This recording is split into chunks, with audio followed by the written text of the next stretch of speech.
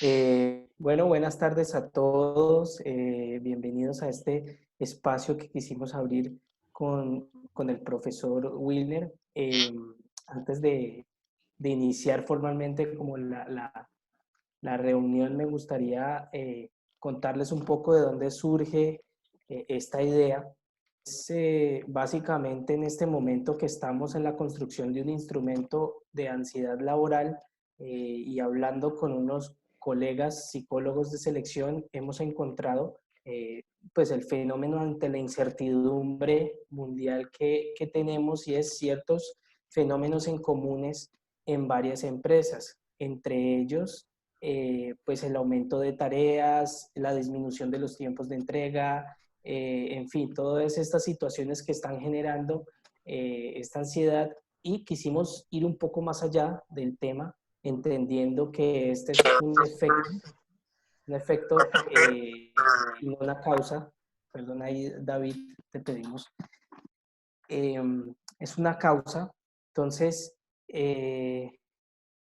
entendiendo que esto se da a nivel individual y a nivel organizacional, es decir, las personas tienen sus mecanismos para asumir la incertidumbre y a nivel organizacional las empresas también tienen sus mecanismos para asumir la incertidumbre. Entonces, en esta relación tan compleja, quise invitar a una persona que ha dedicado toda su investigación, toda su labor a entender esta dinámica que suscitan entre empleado-empleador y todas las dinámicas que implican, que es el profesor Wilner Riascos. Entonces, saludando al profe, ¿cómo estás?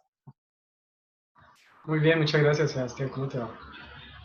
Bien, entonces, bueno, entendiendo que esto es una dinámica dentro de una incertidumbre y que la empresa va a buscar de alguna forma volver a ese equilibrio, volver a ese centro que tenía y las personas también, pues de alguna forma deben asumir esa incertidumbre demandando ciertas habilidades. em, eh, Precisamente ese es el webinar que nosotros queremos presentar hoy y entre ellos dejar la inquietud, abriendo el panel ya para la inquietud, es si en un principio eh, este equilibrio, este centro, este control era lo que permitía el óptimo del rendimiento de la organización, ¿verdad? Entonces es como una interrogante que queremos compartir con todos en este momento. Entonces, para darle el micrófono a nuestro invitado, voy a presentar quién es el profesor. El profesor Wilner Riascos es psicólogo de la Universidad del Valle, también es magíster en psicología de la Universidad del Valle, doctor en psicología social y del trabajo de la Universidad de San Pablo.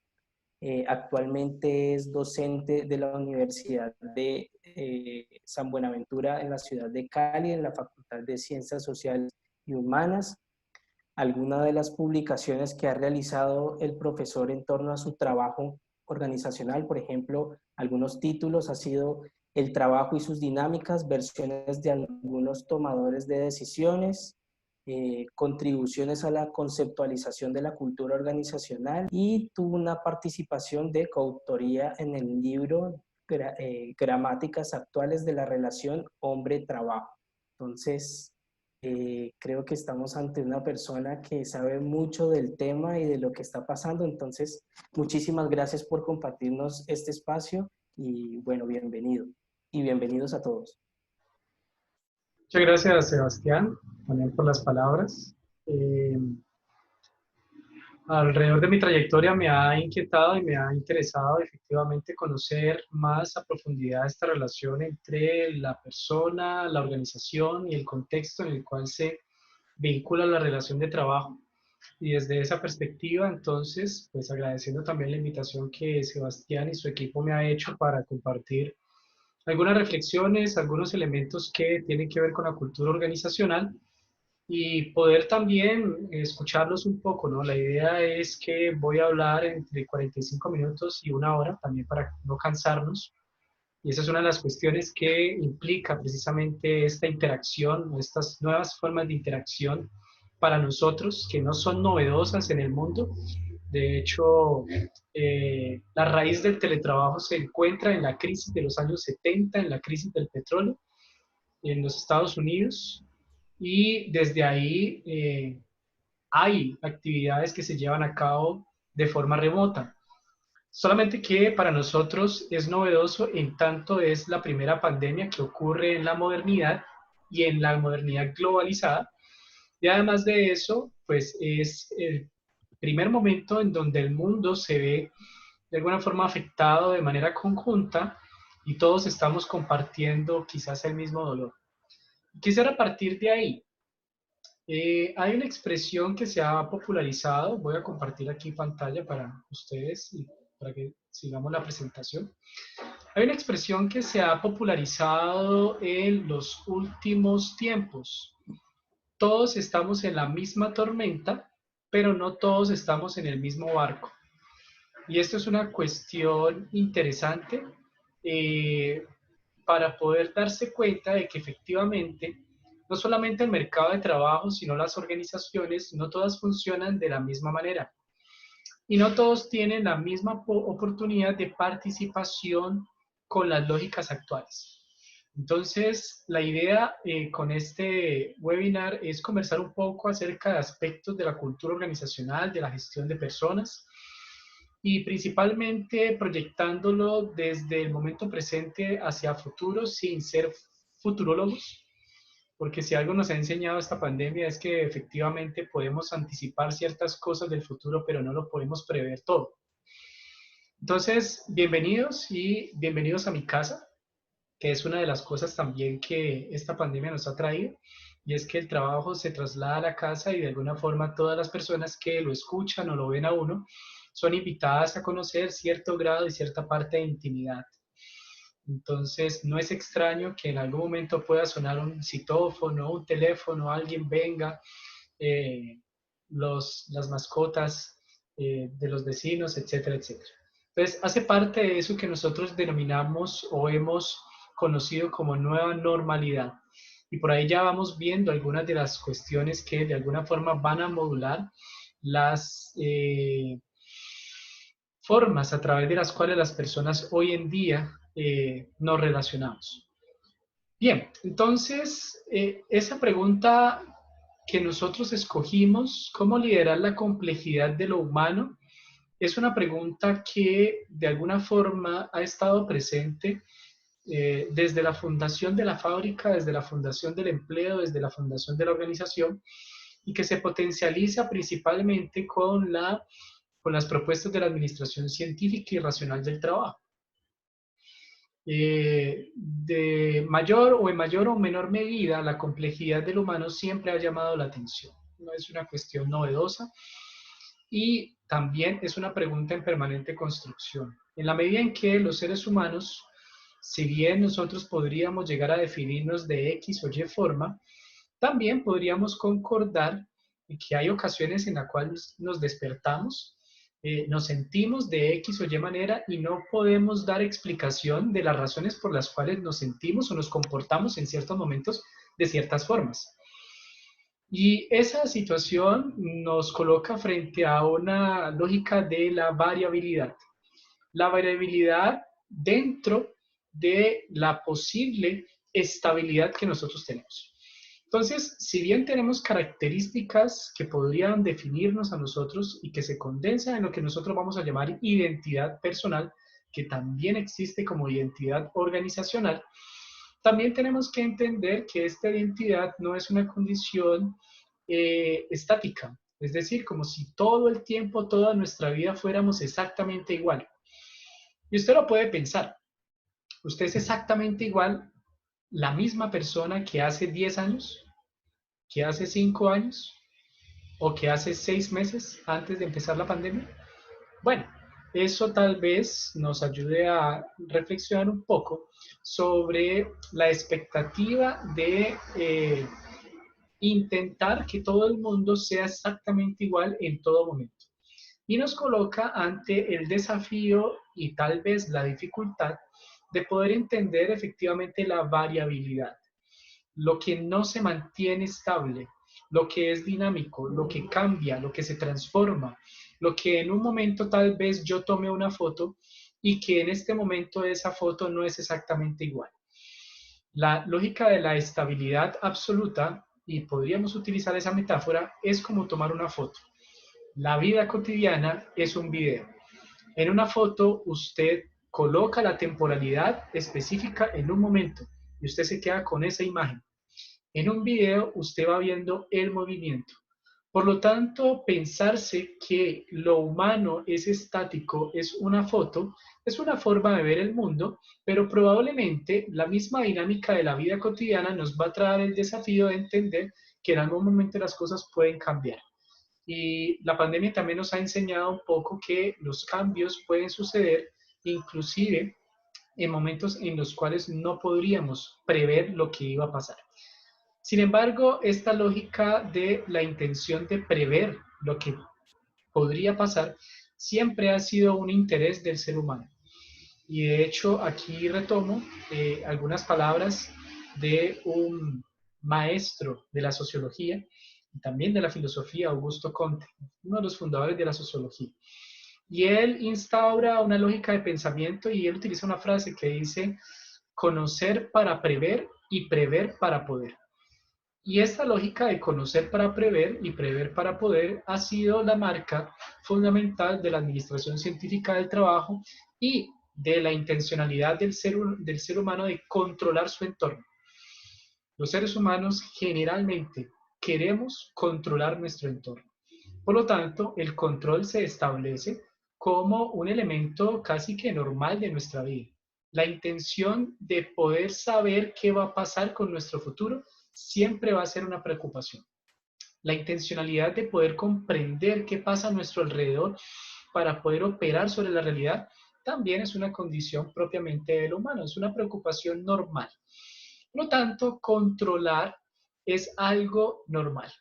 Intentar establecer cierto grado de regularidad en las cosas es una condición normal.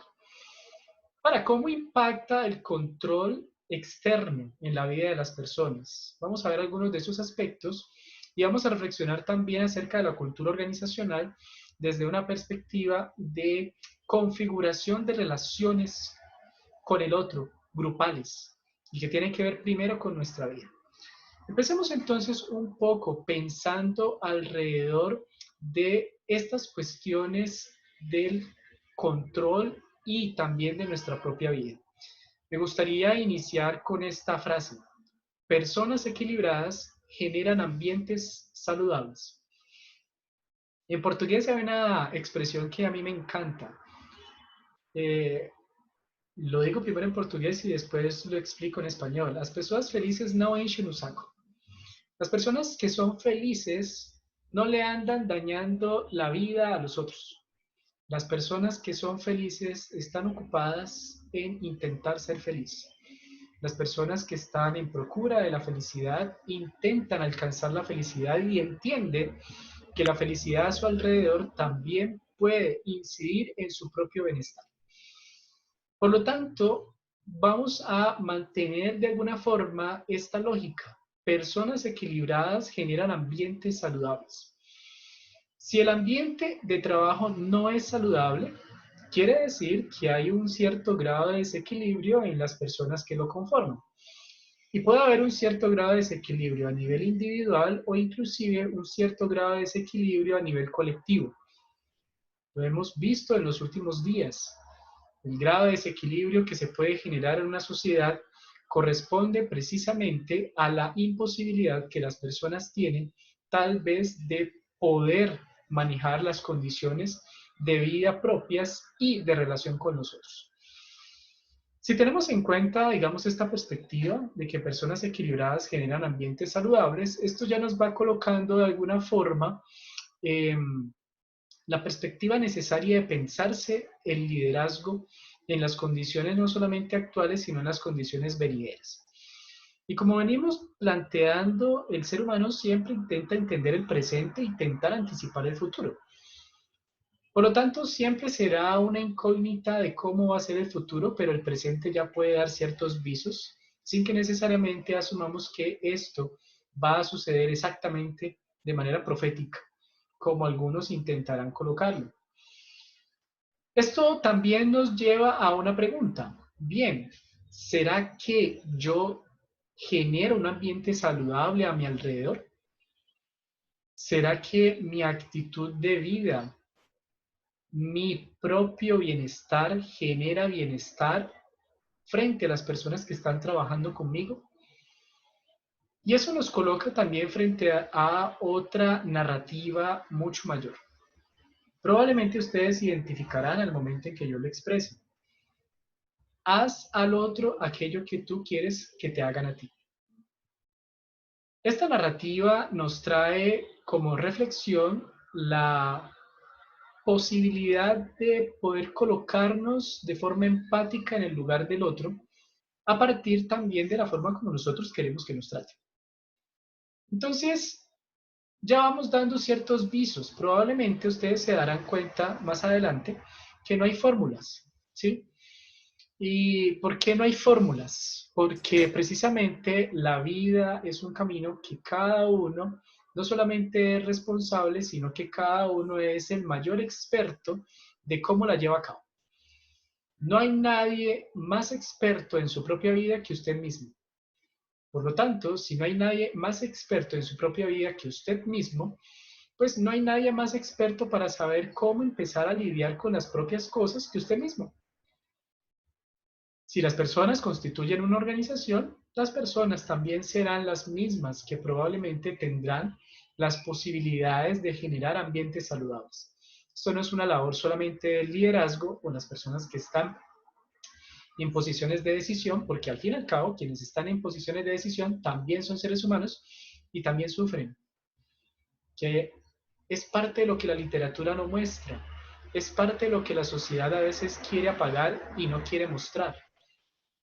A veces nos acostumbramos a que la visión del líder es aquel líder que lo puede todo, aquel que lo sabe todo y aquel que tiene la respuesta para todo. Pero en ocasiones se nos olvida que el líder también es un ser humano que tal vez tenga familia, tenga sus propias preocupaciones, sus propias condiciones de salud y que también está batallando por ser humano como el resto de nosotros. Por lo tanto, si no hay una fórmula específica para la felicidad, si no hay una fórmula específica para poder lidiar con la cotidianidad, esto no quiere decir tampoco que no se pueda hacer nada, ni que haya elementos generales en los cuales nos podamos apoyar. Entender primero que la felicidad no es un objetivo en sí mismo, sino un camino por el cual se transita y que no es un camino lleno de rosas, pétalos y un camino en el cual yo siempre voy a estar bajo un estado eufórico. Es entender que la felicidad y el equilibrio también son elementos que varían conforme situaciones personales, conforme elementos de la sociedad, conforme a elementos que me afectan a mí como persona.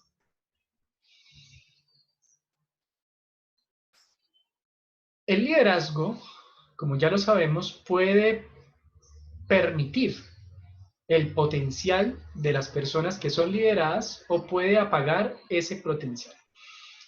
Y por ahí viene entonces un concepto que viene siendo de alguna forma mencionado en los últimos tiempos, pero que es una nueva forma de designación de algo que uno vulgarmente podría llamar hasta cierto punto toxicidad.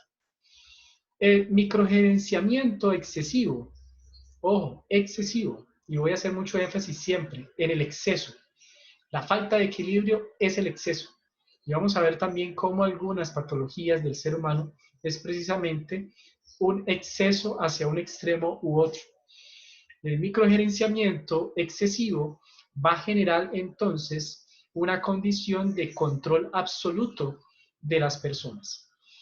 Y ese control absoluto, pues, puede traer ciertas consecuencias positivas en términos de conseguir alcanzar objetivos o negativas que pueden ser inclusive afectar los mismos objetivos organizacionales. El remedio puede ser también aquello que cause problemas para la organización. Ciertos perfiles de personas dentro de las organizaciones pueden ser de mucha eficacia a nivel de generación y de ganancias para la empresa, pero al mismo tiempo pueden estar generando pérdidas no identificadas por la organización y principalmente que tienen que ver con temas de la salud de las personas. Ausentismos, rotatividad y otro tipo de elementos que tal vez no sean tan claramente evidenciados a través de las métricas, es posible que sean afectados por las mismas personas que son muy exitosos a alcanzar grados muy efectivos de ganancias para la empresa. Y lógicamente esto plantea un desafío, ¿no? En ocasiones todo el mundo en la empresa sabe que X persona es altamente tóxica, pero nadie lo puede tocar porque genera resultados. Si eso es lo que la empresa acepta, si esa es la cultura que la empresa admite, la empresa también tendrá que admitir entonces tal vez problemas de salud de sus empleados, falta de equilibrio y pérdidas por otros lados que puede generar también esta lógica de control. Decíamos anteriormente que el control es una condición casi que sine qua non de la humanidad, es decir, está con nosotros, intentamos controlar. Imagínense si uno no controlara cosas. Por ejemplo, si uno no controlara la hora en la cual se levanta, ¿cómo coordina horarios con X persona? ¿Cómo podría uno de alguna forma entender o llegarse a entender con otros? Tenemos que controlar cosas. Y es que el control tiene diferentes variantes en su forma de ser entendido. El diccionario de la Real Academia de la Lengua Española nos dice que la palabra control viene del francés control. Y fíjense las diferentes formas en las cuales el control es identificado. Comprobación, inspección, fiscalización e intervención. Y uno podría pensar que estos elementos van ganando fuerza de intervención sobre el otro. Comprobar no necesariamente implica que yo voy a invadir el otro, pero probablemente fiscalizar e intervenir sí implique que yo tenga que invadir al otro. Pero por otro lado, tenemos otros elementos que ya nos empiezan a marcar cierto grado de incomodidad que podría generar. Dominio, mando y preponderancia. ¿Sí? Y no vamos a decir que el dominio sea malo, ni que el mando sea malo, ni que la preponderancia sea mala. Lógicamente que no. De hecho, si no hubiese personas que dominaran, pues no nos podríamos poner de acuerdo en ciertas formas, porque de alguna manera estas condiciones de dominio permiten esto, la regulación. ¿Sí? La regulación es altamente importante y de hecho se aprende en las primeras etapas de la vida.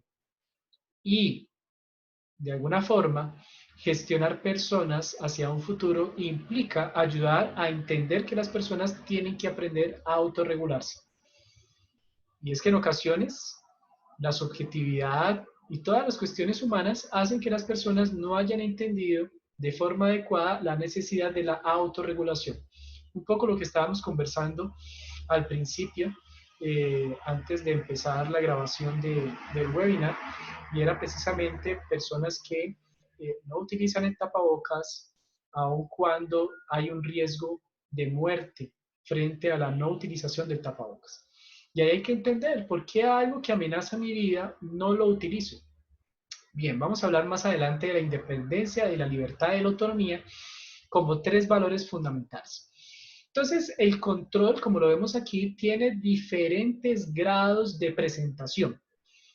Por lo tanto, podríamos concordar que el control no solamente es algo que es pertinente para nuestra vida, sino también algo que es necesario para regular, porque si no, podríamos vivir en el completo desorden.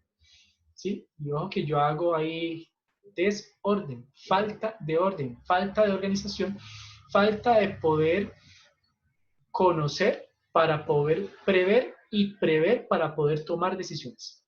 ¿Sí? Vamos encadenando ahí las cosas. El control es necesario, ¿sí? Y de hecho es pertinente. El exceso, la falta de equilibrio en el manejo de estos aspectos es lo que va a generar algunos de los elementos que vamos a ver más adelante. ¿Dónde empieza el control? Freud padre del psicoanálisis, que probablemente muchos de ustedes han escuchado y nosotros también, pues que nos hemos formado en psicología, va a colocar una metáfora y él va a decir, mire, cuando uno es bebé, uno lo quiere todo y básicamente, pues uno, la forma que encuentra para poder expresar sus emociones es a través de qué? Del llanto, del grito, ¿sí? Si tengo frío, cuando era bebé, ¿qué hacía? Gritaba. Si tengo hambre, lloraba, ¿sí? Y esto quiere decir que de alguna forma todas las emociones, todas las cosas que eran sentidas en el cuerpo, eran expresadas y colocadas en lo externo sin ningún filtro. Y él va a decir, hay un primer momento donde hay que aprender a controlar. ¿Y qué es el primer aspecto que él va a colocar como metáfora de eso? El control de esfínteres. ¿Cierto? Entonces, cuando uno es bebé, a uno le colocan un pañal porque precisamente uno no tiene la plena conciencia ni la capacidad de decidir en qué momento uno orina o defeca. ¿Sí? Pero esto es entendible en un bebé de unos cuantos meses. ¿Qué va pasando con el transcurrir del tiempo del desarrollo del bebé? ¿Será que continúa siendo aceptable que él, después de unos cuantos meses o inclusive un par de años, o un poco más tal vez, eh, orine en cualquier lugar o orine encima de su ropa? No.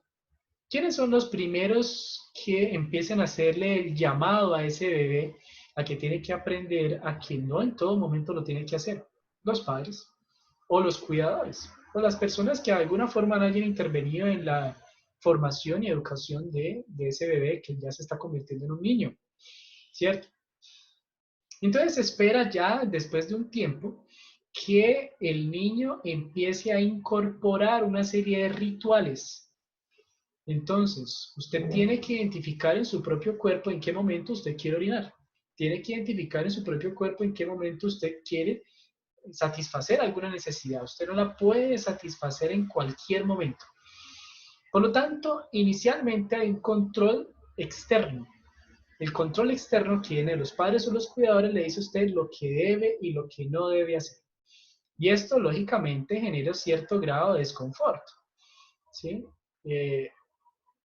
Y Freud lo va a colocar. Hay un cierto grado de desconfort, un cierto grado de sufrimiento, porque ya el sujeto no puede hacer lo que quiera, sino que le toca adaptarse. Y a todos nos empieza la vida con la necesidad de adaptarnos. Y esa adaptación, ese apropiarse de esa regla externa, empieza a construir el autocontrol, donde se fomenta de una forma mucho más fuerte la lógica del autocontrol en la escuela. ¿Sí? Cuando estamos en la escuela, entonces esta instancia funciona como un elemento también de control externo que ayuda también a todos nosotros a aprender a autocontrolarnos. O a quién de ustedes en la escuela el profesor tal vez no lo dijo, usted tenía ganas de ir al baño, ¿sí? Y el profesor tal vez vio que esto no era como muy cierto o que usted estaba pidiendo demasiadas salidas al baño y él le vino a preguntar, bueno, ¿qué pasa? ¿Le pasa algo en términos de salud? ¿Sí? Si él observaba que no era una cuestión de salud, sino más bien un capricho, probablemente él imponía la norma, no, usted no puede salir en este momento, tiene que esperarse. Y ahí, no solamente es elemento de control externo, sino otros elementos de control que las personas ejercen. Particularmente en el colegio que yo estudié, de forma cultural, nadie nos lo dijo particularmente, sino que lo aprendimos en primera instancia por observación y después fue reforzado por nuestros profesores. Desde el momento en que el profesor entraba al salón, uno podría estar haciendo lo que fuera, tenía que ponerse de pie y quedarse callado. Y el profesor, en ese momento, podía empezar a hablar o simplemente saludaba, ¿sí? Saludábamos de vuelta y él daba la autorización para sentarse. Yo tenía un profesor de ética que nos dejaba más o menos 10 minutos de pie hasta que él decía pueden sentarse. Esa condición de respeto frente a la autoridad, esa condición de control externo, implica también un autocontrol. Y entonces, a medida que nosotros vamos pasando nuestra vida, pues hemos aprendido que hay elementos que tenemos que tener límites. Por lo tanto, el control es saludable en la medida en que nuestro comportamiento se regula. ¿Y se regula a qué? A las necesidades sociales. Y esto nos permite vivir en sociedad. Sin embargo, puede haber un problema cuando un niño no es adecuadamente orientado frente a esta lógica del autocontrol. Puede haber problemas si ese niño llega a la adolescencia y efectivamente la lógica del autocontrol y de la responsabilidad por sus propios actos no empieza a ser instaurada de forma adecuada. Se generan tal vez situaciones de narcisismo. El narcisismo tiene que ver con un desequilibrio en la autoestima. Lógicamente, digamos a nivel psicológico, tiene que ver con mucho más con eso. Digamos que en términos generales podríamos denominarle un desequilibrio en la autoestima. Una persona se estima demasiado y a tal punto que considera que él es el centro del mundo, que es la persona más importante que existe. Ah, pero es que yo he escuchado que nosotros somos lo más importante. Sí, efectivamente, somos lo más importante, ¿sí? Pero eso de ser más importante no puede ser una cuestión utilizada para aplastar al otro o simplemente dedicarse a la satisfacción de los propios deseos. Y eso se ve reflejado hoy en día con una situación que percibimos mucho y es la lógica del egoísmo y la competitividad. Estamos en un mundo donde se privilegia solamente mis propios deseos, solamente la satisfacción de mis propias cosas. Y esto, si bien podría estar relacionado de alguna forma con esa lógica de la autoestima, el exceso de reconocimiento de uno mismo puede traer desequilibrios a tal punto que yo no reconozca al otro. Y al no reconocer al otro, precisamente se va a romper el equilibrio del autocontrol.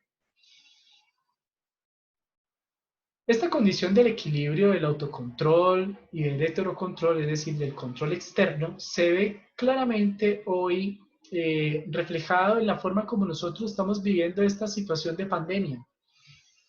Esta situación que nos afecta a todos, no de la misma forma, pero sí nos afecta a todos. Por lo tanto, estamos todos en la misma tormenta, pero no todos estamos en el mismo barco, ¿cierto? Y esta cuestión de no estar todos en el mismo barco nos lleva a la reflexión de cómo nosotros hemos intentado adaptarnos a estas condiciones. Y esa adaptación ha hecho que algunas empresas efectivamente se den cuenta de la posibilidad y la potencialidad que tienen para poder desarrollar competencias en sus trabajadores. Otras empresas se han dado cuenta también de la dificultad que existe de poder gestionar de forma remota a los trabajadores. Gestionar. Para otras empresas, la dificultad ha sido continuar con la lógica que ellas han trabajado y es la de controlar de forma excesiva a los trabajadores. Entonces, para algunas empresas, el control excesivo es lo que va a garantizar el éxito. Y no vamos a decir que los trabajadores o nosotros no necesitemos de control. Efectivamente, necesitamos de formas de regulación. Porque si no, digamos, toda esta situación de incertidumbre podría atacarnos de una forma que los procesos puedan verse muy afectados a tal punto de ser paralizados. Pero esta pandemia también ha mostrado lo mejor y tal vez lo peor que tenemos como seres humanos, como sociedad y como personas que no solamente nos reconocemos a nosotros en nuestras necesidades, sino también como sociedad que reconocemos al otro en sus necesidades. Por lo tanto, hay una pregunta que yo me estoy haciendo y que estamos escribiendo con un grupo de colegas. ¿Será que realmente hay necesariamente nuevas condiciones y realidades o hay una amplificación de lo que ya existía? ¿Será que una empresa que no tenía en consideración a sus trabajadores pasó a tener consideración con sus trabajadores hoy en día? ¿O será que de alguna forma lo que hizo fue cumplir solamente con lo que la ley le presentaba y a la menor oportunidad entonces pues intentó ponerse en lo que antes era la normalidad. Bien, son cosas simplemente para pensar, pero que van a tener consecuencias. Probablemente no la vamos a ver ahorita, pero probablemente sí a futuro, ¿sí? Y esas consecuencias pues apenas las estamos monitoreando como sociedad y como individuos. Algunas de las cosas que esto ha causado, lógicamente, es que se haya aumentado al principio de la pandemia, principalmente se haya aumentado la cantidad de trabajo que muchas personas percibían. De hecho, en un ejercicio investigativo que hacíamos se encontraba eso. Y la desregulación de los tiempos también. Entonces, algunas personas sentían que ya no regulaban su propio tiempo, porque pues antes tenían que llegar a X o Y horario a la oficina. Hoy en día, al no tener que desplazarse hasta la oficina, pues eso le deja más tiempo para dormir, descansar, pero eso podría afectar también la lógica de autorregulación. Y por otro lado, la lógica de autorregulación también de poder parar. ¿En qué momento paro de trabajar? Y por eso algunos empezaron a sentir mayor grado de ansiedad, mayor grado de cansancio en este tiempo de pandemia, porque precisamente tampoco había un elemento externo que les dijera, mira, tienes que parar en este momento porque te estás afectando en la salud. Entonces, eso ya estaba instaurado, eso ya estaba ahí. Lo que pasa es que nuevas condiciones hacen emerger cosas que tal vez estaban por ahí, pero que al ser elementos del día a día se habían vuelto parte del paisaje de las personas. Me gustaría provocar, ¿sí? Y creo que si usted se provocó también por el título de la presentación, se permitirá ser provocado. Provocado no quiere decir que necesariamente estemos de acuerdo con lo que se dice en esta expresión que uno encuentra en Internet. Pero provocado implica de alguna forma también poder darse la posibilidad de colocarse en ese otro lado. Fíjense en esto, esta persona publica en una red social estas palabras de este CEO. Si manejas un equipo, el trabajo que hace tu equipo puede hacerse remoto y tú sigues forzándoles a ir a una oficina, eres un mal jefe. Si eso lo haces durante una pandemia mundial, además eres un mal ser humano. Podríamos estar de acuerdo o podríamos no estar de acuerdo con lo que se dice ahí. Pero no es cierto que por ahí en el fondo algo nos dice, algo de razón puede tener. Si el trabajo se puede hacer de forma remota y se ha demostrado en la organización de referencia que usted esté pensando, que efectivamente los resultados se están alcanzando, que las personas se entregan, que las personas hacen, que las personas trabajan, que de alguna forma todo el mundo intentó adaptarse, así como todos nosotros tuvimos que adaptarnos, todo el mundo intentó adaptarse, y que a 6 meses después de que tuvimos que confinarnos en nuestras casas, continuamos trabajando y haciendo entregas. Si aún así esto no ha demostrado que es posible trabajar de forma remota, entonces ahí la lógica no es efectivamente la lógica de la efectividad. Ahí la lógica es que se necesita ver a la persona, porque ver a la persona podría ser un grado de tranquilidad de certificarme de que las personas efectivamente están trabajando. Quiere decir entonces que la opción y la respuesta entonces es no, entonces dejemos que las personas trabajen en casa. No, por el contrario. Esta mañana estábamos en una reunión de investigadores a nivel nacional de la psicología y un profesor presentaba una reflexión. Decía, vamos a entrar en grado de alternancia y me siento feliz porque finalmente voy a volver a mi oficina, aunque sea una vez en la semana. Entonces, el trabajo remoto no ha sido una bendición para todo el mundo y tampoco ha sido una maldición para todo el mundo. Para personas con cierto tipo de configuraciones, el trabajo remoto ha sido una bendición. ¿Por qué? Porque no tienen que aguantarse el compañero, no tienen que aguantarse el hecho de estar en grupo. Hay personas que no les interesa, no les gusta, se sienten mal de estar en grupo. Y para otras personas tal vez eso ha sido una maldición. Para una persona que no tiene un equilibrio en la identificación de cuál es el grado de control que se debe ejercer en una empresa, podríamos hacer esta pregunta. ¿Cuál es el dolor que moviliza ciertos comportamientos de control excesivo? Freud también va a manifestar que cuando se instaura el autocontrol podría llevarse a un grado de desequilibrio. Y este grado de desequilibrio inclusive podría estar relacionado con trastornos obsesivos compulsivos. Pero tener un trastorno, tener cualquier grado de desequilibrio no es una condición deseable, aun cuando para el mundo económico lo sea. Una persona obsesiva con su trabajo, ¿sí?, con un cierto grado razonable de obsesión, que se certifique que las cosas están bien hechas y que no haga las cosas, digamos, de forma leve, pues lógicamente es una persona muy interesante.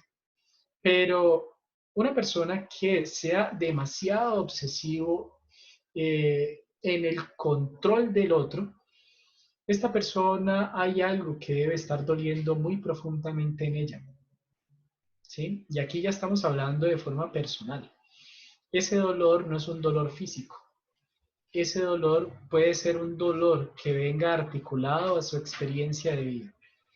Ese dolor puede ser algo muy profundo, algo no resuelto, algo que intenta resolverse a través del otro, algo que intenta sobreponerse a esa falta de equilibrio, algo que intenta ser compensado, algo que intenta colocar la balanza en un medio término.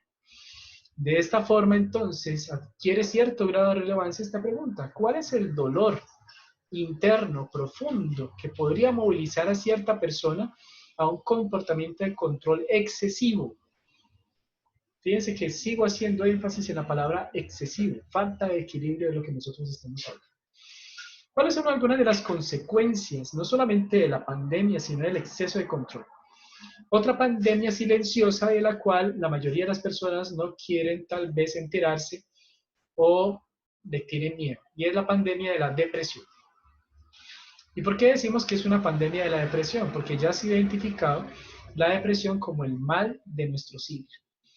Y la depresión es un enemigo silencioso que podría estar siendo provocada también por las condiciones o aumentada también por las condiciones de vida dentro de la organización.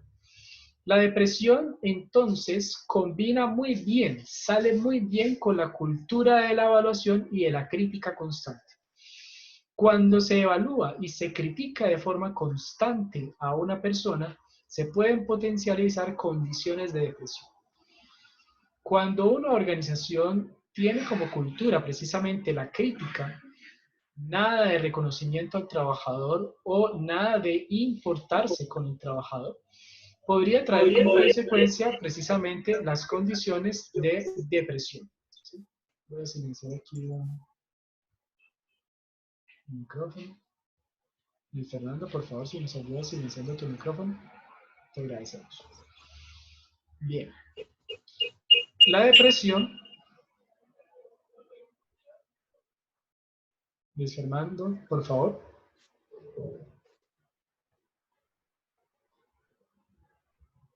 La depresión disminuye la capacidad de desear. La depresión disminuye la capacidad del sujeto ser. Disminuye la capacidad potencial de poder llevar a cabo otros elementos dentro de su vida. Desde esta perspectiva, entonces, la condición de la depresión y analizar hasta qué punto la cultura de la organización podría potencializar estas lógicas de depresión, podrían estar afectando el desarrollo, la innovación o inclusive el mismo trabajo. Cuando una persona padece depresión, intrínsecamente ella no se autoriza a hacer algo.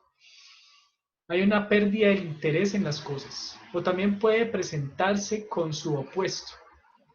La depresión no solamente se presenta como una imposibilidad de hacer las cosas, la depresión también podría presentarse con una preocupación excesiva de mantenerse ocupado o una ansiedad extrema de estar haciendo nada.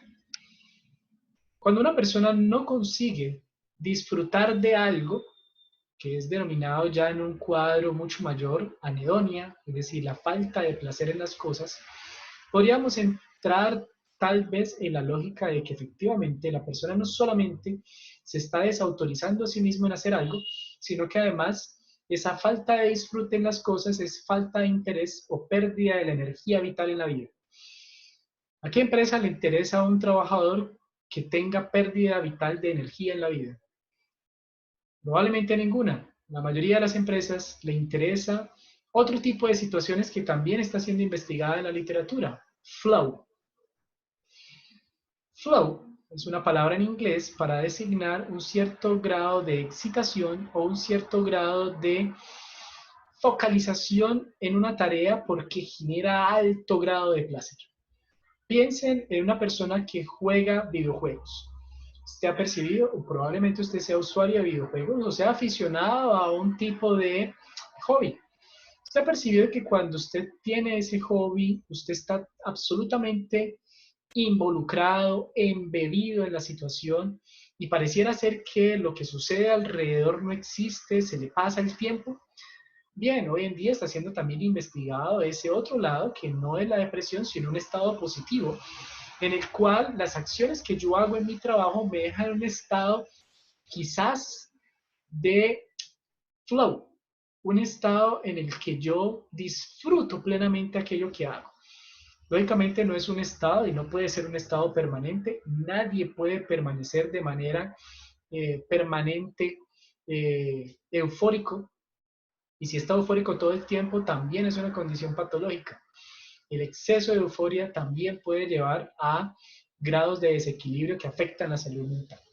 La irritación puede ser también un signo de la depresión de las personas y son elementos de la salud mental que empiezan a identificarse en las organizaciones como elementos que inciden en la productividad de los trabajadores. Enemigo silencioso, pero peor que eso, enemigo que no quiere ser reconocido. Enemigo que implica, de alguna forma, hablar de salud mental. Y si hay algo que nos da miedo, que parece ser un tabú, hoy en día inclusive hasta la sexualidad, que hace algún tiempo era muy tabú, está más libre que hablar de la salud mental. Para muchas personas hablar de ir a un psicólogo continúa siendo un tabú. Hablar, por ejemplo, de una afección mental continúa siendo un tabú. Y este tipo de cosas pueden incidir mucho más que tal vez un dolor de estómago, un dolor de cabeza, o pueden ser inclusive resultado de la depresión u otras condiciones de la salud mental.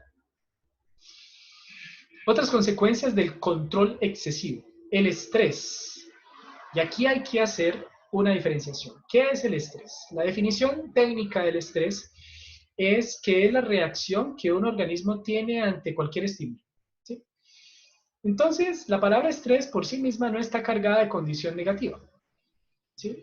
Cuando yo me asusto, técnicamente me estreso, es decir, reacción. Cuando yo me emociono, me estreso, es decir, reacción. Por lo tanto, el estrés es toda reacción que tiene un organismo frente a estímulos externos. Pero hay ciertas reacciones que son negativas y hay ciertas reacciones que pueden ser positivas. El distrés es el estrés negativo.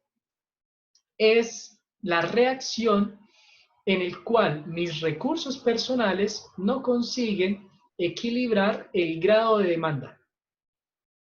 Entonces, si mis recursos personales no son suficientes para equilibrar el grado de demanda, puede generarse una situación de distrés o estrés negativo.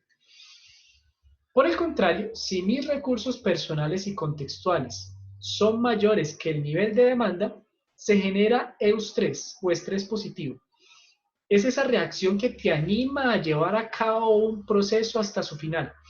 Es aquella reacción que te permite cumplir a cabalidad algo, llevar con éxito una tarea. Por lo tanto, el estrés, si bien en la cotidianidad las personas dicen estoy estresado, sí, nosotros estamos estresados en muchos momentos del día, pero probablemente lo que ellos quieran decir es que hay un grado mayor de demandas de los propios recursos que ellos tienen.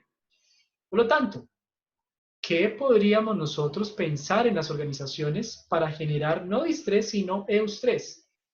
Aumentar la posibilidad de recursos que la persona tenga para poder afrontar ciertas cosas. ¿Se ha visto usted enfrentado a ciertas tareas donde los recursos que usted posee no son suficientes? ¿Cómo se sintió usted? Falta de información. Ah, me pidieron hacer esto, pero la información no la tienen aquí, no la tienen acá. Bueno, hay dos reacciones posibles. O usted se empeña en conseguir la información, o efectivamente usted se va a dar cuenta que la información no está disponible y que, digamos, usted podría llegar a un cansancio en procura de algo que alguien sí tiene. pero o no quiere compartir o no sabe que lo tiene que compartir. Por lo tanto, la idea de identificar claramente cuáles son los recursos disponibles que una persona tiene para poder enfrentarse a las demandas es un elemento de análisis permanente en función de la salud mental de las personas. Me encanta esta imagen que también vi en las redes sociales, que si bien hablan de la pandemia, podríamos hablar acerca del papel del otro. La gente feliz crea ambientes saludables. La gente que no es feliz crea ambientes desequilibrados. Y así como una fruta puede ir de alguna forma transmitiendo elementos químicos a otras frutas y haciendo que ellas vayan de alguna forma viéndose afectadas, pues también de alguna forma las posiciones de liderazgo, ¿sí?, que logran de alguna manera identificar aspectos en los cuales estas cosas negativas no son pasadas a los grupos de trabajo, podrían generar o contribuir también a distensionar o a disminuir el grado de tensiones que tengan las personas en los grupos. Por lo tanto, podríamos pensar que efectivamente el papel del otro es muy importante. Fíjense que a nivel de salud mental, si bien hay una responsabilidad individual, el otro tiene un papel curativo o el otro puede tener un papel también de implicación en el desequilibrio. ¿Por qué el otro tiene un papel curativo? A nadie le caen mal palabras de ánimo. A nadie le caen mal palabras de reconocimiento. A nadie le caen mal palabras de conforto cuando uno no está muy bien. A nadie le caen mal consejos bien dirigidos. A nadie le caen mal palabras equilibradas. Pero a todo mundo le cae mal críticas excesivas, críticas injustificadas, falta de reconocimiento, comprensión de uno mismo como si fuera simplemente una máquina y lo que único que para lo que existe en esa empresa es para producir, no importando nada más de ella, etcétera, etcétera, etcétera. Por lo tanto, la cuestión del equilibrio en las empresas es un papel que le corresponde a todos, tanto a los líderes como a los empleados, y aquí empezamos un poco a ahondar más en el tema del papel de la cultura organizacional. Y el papel de la cultura organizacional es un elemento sumamente importante. Técnicamente, la cultura organizacional es un conjunto de aspectos que identifican a un grupo, que lo hacen ser lo que son. Y frente a eso hay diferentes cosas que la literatura presenta, formas a través de las cuales se expresa la cultura, artefactos materiales, la forma como la gente se viste, la forma como la gente habla, el tipo de lenguaje, la forma de dirigirse a los otros. ¿Usted ya ha percibido que en ocasiones las personas se comportan de una forma específica en el trabajo? ¿O utilizan un argot o conjunto de palabras específicas en el trabajo? Bueno, eso hace parte del lenguaje. Se crea una forma específica de entender. Pero en la cultura organizacional hay un autor que propone unas cuestiones bien interesantes. El elemento central de la cultura organizacional son los valores, las creencias y las presunciones básicas. Las presunciones básicas es lo que es dado por hecho, es decir, aquí lo hacemos así, o que inclusive ni siquiera hay que transmitirlo a través del lenguaje, sino que las personas la entienden y la aprenden a través de la observación. Pero aquí hay tres cosas que me gustaría poner atención. Valores. Una empresa podría generar valores positivos o antivalores. Por ejemplo, hay empresas que se han visto envueltas en casos de corrupción donde las condiciones de soborno, autoridades o ganancia de contratos sin cumplimiento de las leyes se vuelve casi que una práctica. Y no es que necesariamente la gente le haya dicho, mire, es que usted lo tiene que hacer así. No, la gente lo ha aprendido. Por lo tanto, lo que se ha construido como grupo en este tipo de empresas es precisamente un antivalor. Algo que es valorado de manera mucho más fuerte que otras cosas. Entonces, ¿cuáles son los valores con los que las personas llegan a las organizaciones? ¿Y cuáles son los valores con los cuales las personas se socializan en el día a día? Esos son elementos importantes y que no corresponden a estos son los valores institucionales y los colocamos en la pared. Colocarlos en la pared y socializarlos es sumamente importante, pero no es suficiente porque los valores, no porque se coloquen de manera escrita, necesariamente quiere decir que todo el mundo lo practique de la misma forma o lo entienda de la misma manera. Los valores son elementos que se colocan en práctica en el día a día, así no seamos conscientes de ellos, pero que influencian mucho las formas de relación. El lenguaje, las formas como nosotros nos expresamos. Las palabras tienen el poder transformador de poder darnos bienestar o poder darnos malestar, de poder darnos situaciones de conforto o de sufrimiento. Son las palabras las que nos constituyen como seres humanos. Somos seres en medio del lenguaje y por el lenguaje. Nos amamos en el lenguaje y odiamos en el lenguaje. Por lo tanto, el lenguaje será muy importante en las empresas. Y esto, la noción que tiene el líder sobre la persona. Hay un autor que se llama Gil Hofstede, que de hecho voy a presentar las 6 dimensiones ahorita de cultura organizacional que me llama la atención de este autor para analizar las empresas, que hace un análisis de las culturas nacionales, además de las culturas organizacionales. Y él va a colocar varias dimensiones, digamos, extremas. Y una de esas dimensiones tiene que ver con el distanciamiento del poder. ¿Sí? Países en donde los que tienen el poder están muy distantes de aquellos que de alguna forma son subordinados o son gobernados. Países en donde la relación de las personas que están en capas inferiores es muy lejana de aquellos que toman las decisiones. Países donde el nivel de autoritarismo, es decir, aquí se hace lo que yo digo y no se discute. Países, digamos, donde de alguna forma hay cierto grado de competitividad por la individualidad exacerbada o el individualismo exacerbado. Y países con alto nivel de desconfianza entre las personas, como el nuestro. El nuestro es un país de alto nivel de desconfianza entre las personas. ¿Quiere comprobarlo? Salga a la calle. ¿Usted sale tranquilo o sale pensando en qué? Generalmente, la mayoría de nosotros aquí en Colombia, y aquí hay personas de otros países también que nos están siguiendo, hay una expresión que se dice no dar papaya. No dar papaya significa no dar lugar a que el otro se pueda aprovechar de mí.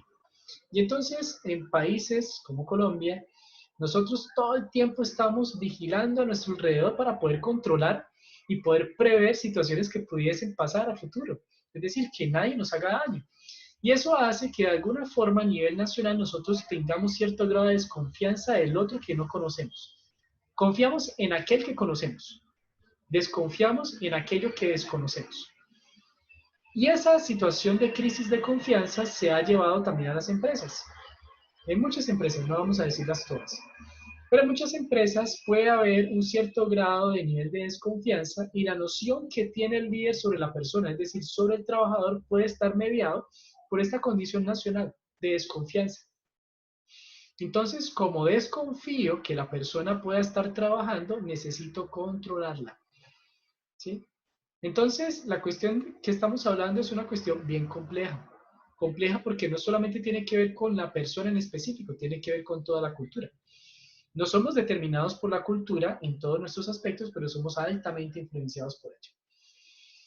Hofstede va a presentar entonces 6 dimensiones de análisis de la cultura. Y lo primero que va a decir este autor, bastante reconocido y que además tiene una consultoría internacional al respecto, es que las organizaciones pueden ser expresadas, digamos, también en estas dimensiones, analizadas. La pregunta, ¿cuál es la mejor cultura organizacional? La respuesta, aquella que se adecue a la proyección y al análisis estratégico de la propia organización. Vamos a ver situaciones en las cuales podríamos sentirnos incómodos y decir, no, esa característica me parece que no debería existir en una empresa, pero si la estrategia de la empresa va en función de eso y eso lo potencializa, eso será la mejor cultura para esa empresa. Quiere decir entonces que para algunas personas y tipos de personas, ser controladas es lo necesario. ¿Por qué? Porque su grado de autocontrol no fue desarrollado a tal punto o la persona tiene dificultades para poder controlarse a sí misma y por lo tanto tiene que tener un control externo. Por otro lado, para ciertas ocupaciones y ciertas organizaciones, el exceso de control lo que va a hacer es volver más rígida y pesada la estructura, más rígidos y pesados los procesos y las personas sentir que tienen que trasegar muchos caminos, muchos pasos para poder llegar a un objetivo que si no hubiese tantas barreras, ellas podrían hacerlo de forma más efectiva. La primera dimensión que trabaja Hofstede es la efectividad de la organización. Y en este caso, la efectividad de la organización es planteada desde dos perspectivas: la cultura orientada a medios y la cultura orientada a objetivos. La clave en la cultura orientada a medios es el cómo, ¿sí? El cómo se hacen las cosas, cuáles son los pasos que se siguen, quiénes están involucrados en esos pasos, cómo se llevan a cabo. En la cultura orientada a los objetivos está centrada en el qué, en alcanzar una situación. Entonces tenemos que llegar allá, no importa cómo, tenemos que llegar allá, el objetivo. Y alcanzar ese objetivo puede ser independiente de las personas que participen, las condiciones en las cuales ellas participen. Lo importante es alcanzar ese objetivo. ¿Lo alcanzamos? Perfecto. Eso es lo que nos interesa aquí.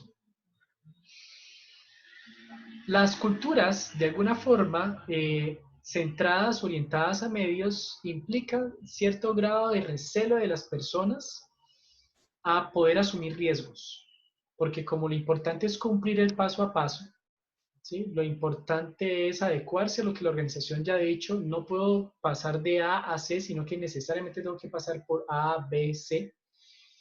Entonces, el nivel de riesgos que las personas toman en estas organizaciones es menor. Pero además, esa seguridad que podría dar el seguir el paso a paso podría hacer que los procesos puedan ser más lentos. En la cultura orientada a objetivos, como el objetivo está claro y hay que llegar allá, entonces se pueden tomar más riesgos. Entonces no interesa pasarse este paso, ¿lo lograste? Bien, eres un empleado modelo, o eres un jefe modelo, o eres un líder que hay que imitar. Pero esos riesgos, lógicamente, podrían tener consecuencias. Tal vez el no reconocimiento del otro, inclusive no reconocimiento de situaciones del mercado. Segundo elemento, la dimensión, orientación al cliente. ¿Cómo se llevan a cabo los procesos? ¿Sí? Si es una orientación al cliente de forma interna o de forma externa. No es la orientación al cliente como competencia, ¿sí? Cuando es de forma interna, ¿sí? Entonces lo que importa es lo que nosotros producimos, la forma como nosotros lo hacemos, el proceso que nosotros llevamos a cabo, la forma como ya hemos definido que debe ser prestado un servicio, ¿sí? Entonces usted puede, algunas empresas de servicio, venga, pero usted es el suscriptor o es el cliente, venga, usted no podría hacer esto o adecuar el plan de esta forma porque yo no quiero esto, no quiero hacer lo otro. No, no, mire, es que usted tiene que contratar esto o no puede contratar nada. No le podemos quitar esto porque así nosotros lo hacemos. Eso ya es un ejemplo extremo, ¿no? Entonces, una orientación al cliente mucho más de forma interna hacia lo que la empresa hace. La ética y la honestidad empresarial son lo más importante. Los pasos que nosotros hemos definido y la forma de prestar el servicio es lo más importante. El lado contrario, una empresa ligada directamente al cliente, ¿sí? Venga, ¿usted podría generarme un plan con estas características? Sí, claro, se lo customizamos, se lo adecuamos. ¿Qué quiere? ¿Quiere esto? ¿Quiere esto? Listo, luego podríamos captarlo por otro lado. Entonces hay una actitud pragmática, una actitud de resolver la situación, muy de la mano con esa orientación a objetivos. La tercera dimensión que trabaja Hofstede, el nivel de control. Hay empresas con nivel de control tolerante y otras con nivel de control estricto. Las empresas de nivel tolerante, entonces son empresas cuyas relaciones van a ser más de poca previsibilidad, poco control y poca disciplina. Y usted también tal vez se piense, ¿hay ese tipo de organizaciones? Sí, claro. De hecho, aquellas icónicas empresas que se dedican tal vez a la tecnología en redes sociales, tipo Facebook, Google, este tipo de cosas, Yahoo, tal vez nos hemos dado cuenta de que ellos tienen salas de juegos, disponen para sus empleados una serie de cosas. ¿Y cuál es la lógica que ellos manejan? Que los empleados no necesariamente producen las 8 horas del día, 10 horas del día que están sentados, que las ideas no vienen en ese momento, sino que las ideas transcurren en momentos de interacción. Ahora, piénsese eso en una industria, ¿sí?, de producción. Es prácticamente imposible pensarse en una lógica de esas porque hay que producir. Por lo tanto, las empresas que tienen un nivel de control estricto se caracterizan por la seriedad y la puntualidad porque hay que alcanzar objetivos. Entendemos entonces que dependiendo del negocio, dependiendo de la orientación de la empresa, dependiendo de la lógica de los empleados, de los tipos de empleados también, los niveles de control pueden variar y lo que para un contexto como Facebook, el control rígido y estricto de las personas podría no ser lo adecuado, y que para una industria tal vez dejar a la gente libre, que llegue cuando quiera, que los procesos los lleve a cabo de la forma como ellos bien puedan querer, pues lógicamente no podría asegurar la supervivencia de la organización. Equilibrio. ¿Qué es lo que se necesita, para qué contexto y qué tipo de personas se necesitan para liderar esos contextos? Dimensión 4, el enfoque, local o profesional. En el enfoque local hay una identificación con el jefe y la unidad, es decir, hago lo que mi jefe me dice independientemente de lo que la organización piense o como lo haya establecido. Hay un enfoque de subgrupo, yo me identifico con mi grupo, no tanto con la empresa, con mi grupo. Mi jefe es el faro, mi jefe es el guía. Sin embargo, este tipo de culturas están generalmente enfocadas en el corto plazo y el control social es una cuestión importante porque las personas intentan adecuarse al grupo. La opinión del grupo será muy importante entonces para el desarrollo de las situaciones. Por otro lado, en las empresas más de orden profesional, de enfoque profesional, hay una identificación con el saber y con el contenido del trabajo. Entonces, esa persona es experta en eso, esa persona lo hace y confiamos plenamente en esa persona y vamos adelante, ¿sí? O ese grupo sabe de eso y les delegamos que ellos puedan tomar la decisión de cómo ese proceso puede ser llevado a cabo. Ayudamos a orientarlos, pero lo que ellos conocen, saben, es suficiente para poder gestionar el proceso que estemos pensando. Nivel de aproximación, ¿cómo llegan las personas a la organización? Entonces hay dos, se los coloca, sistema abierto o sistema cerrado. En un sistema abierto, las personas son recibidas de forma, digámoslo así, más amable, más tranquila. El otro es visto como alguien que va a integrar el grupo, que va a ayudar en toda la condición de elaboración de desarrollo de los procesos de la organización. Y hay otras organizaciones donde hay un sistema más cerrado. El recién llegado tiene que ganarse su lugar. El recién llegado es un extraño. El recién llegado es alguien que es externo, forastero, ¿sí? Y el forastero hay que conocerlo primero porque como no sabemos con qué mañas venga, pues lo mejor es ir suavecito. Entonces, la posibilidad que una persona pueda integrarse rápidamente a un grupo y pueda ponerse al día con los procesos o pueda generar aprendizaje, también va a verse influenciado un poco por esa lógica de aproximación. Y la última dimensión, que también tiene que ver un poco con lo que estamos hablando de microgerenciamiento, control y el papel de la cultura organizacional, es la filosofía de gestión. Hay empresas más paternalistas y hay empresas más orientadas al trabajo. Hay empresas orientadas más al empleado, en donde hay una percepción de que los problemas personales son tenidos en cuenta, donde de alguna forma hay ciertos elementos que soy reconocido más como persona. Y hay empresas cuya filosofía de gestión es orientada al trabajo. Usted es un recurso y nos interesa lo que usted pueda brindar. Hay una gran presión para realizar la tarea a una expensas del empleado. Usted no pudo, no me sirve. Hay 100 personas esperando por la vacante que usted está ocupando. Entonces, no hay un solo tipo de empresa. Todos estamos en la misma tormenta, pero no todos estamos en el mismo barco. Todos estamos en la misma sociedad, pero no todos lo vivimos de la misma forma. ¿Qué se adecua más Bueno, de nuevo, va a depender del tipo de negocio, va a depender del tipo de empresa, va a depender de un análisis que se haga. Fíjense que al principio nos concentramos bastante en la persona, ¿no? ¿Cuál es el dolor que una persona puede sentir cuando controla excesivamente al otro? Pero así como hay que, digamos, desmitificar la salud mental, hay que desmitificar la salud colectiva de las organizaciones.